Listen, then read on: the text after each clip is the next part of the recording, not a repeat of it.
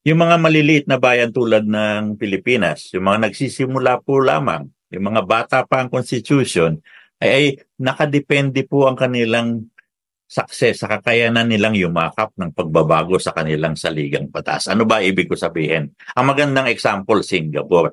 Ang Singapore po ay tinatag lamang noong 1965. At alam niyo po ba na since 1965, ilang beses na nag-charter change ang Singapore. Gumawa sila ng pagbabago sa kanilang constitution. Yung inaprobahan ng mga mamamayan noong 1994, noong 1996, 1998, 2001, 2002, 2004, 2007, at 2008. Isipin nyo, katakot-takot na pagbabago ang ginawa nila sa constitution nila sa Singapore. At tignan nyo kung gaano kaunlad ang Singapore ngayon. Wow. Ang Pilipinas, tinuturuan pa ang mga mamamayan ng ating mga politiko na wag daw baguhin ang constitution.